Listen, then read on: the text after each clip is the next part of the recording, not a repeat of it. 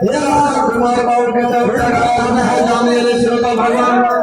वहां से हमारा के भाई समानी हो बाल विद्यापति के भंडार सरस्वती हे महान विनय गाल बना विद्यापति देखे के लिए आई है माता वहां बैठ के शांति से देखिए जते बाबा धर्मराज के कहानी लीला बाबा धर्मराज चले गए सब जगह अपने सबके सामने में दिखा देवे शांति बना कर देखियो और बाबा धर्मराज की लीला कर देखियो हमारा शांति के दाम दियो और ए बाबा खेल के दरबार में देते हम सब के खुशी है तू दान दे के जे दस बाबा धर्मराज की जय बाबा बोल बाबा आज तेरा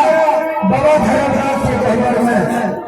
1 घंटा के लिए तेरा बंद करे छिया हमारे जब बाबर में बाबू सुनी ना ये सब कुछ पीला देवता खेले जा कोनो बात का बता डरा जते ये सब कोला के कहि छी तेरे बाबू बोल बा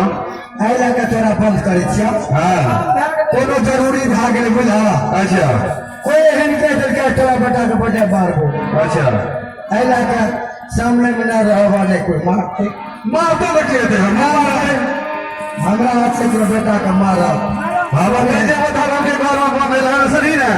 सगी बगरिया आते बोल बोले हम चले पीले लंटा खेले ले केवल 1 घंटा सेमियो बगरिया आता ना हां रंजीत के का पुकार करता तो ऐसे में तू सब दिया तू क्या जी करता से कहता हमरा देखिए बाजार देखिए तोरा ला हां संदेश से बिसेर लीजिए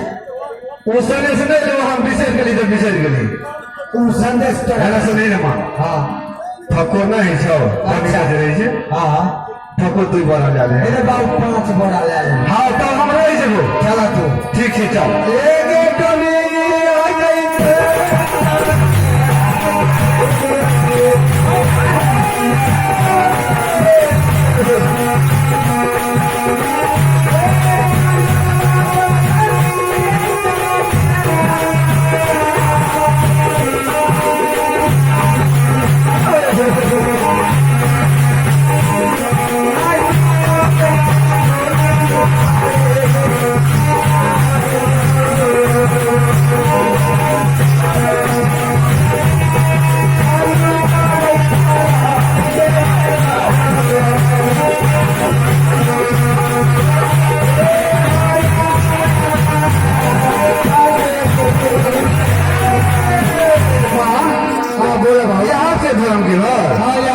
जल्दी बोल कर एक कमीनी आ गई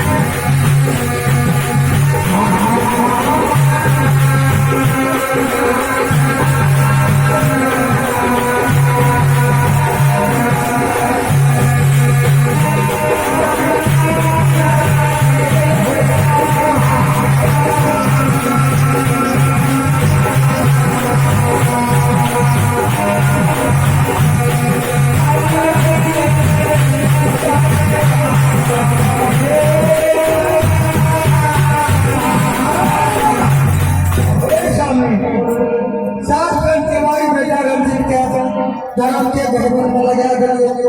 वो देखेगा ना कोई नहीं देखेगा हम देख रहे हैं अच्छा आप चला अपना सब अच्छा राशि बंदी चला है हां जल्दी चलो पैसा मांगिए यार पैसा के बढ़िया पहन लीजिए हां 4 बार चचरे भौजी की अच्छा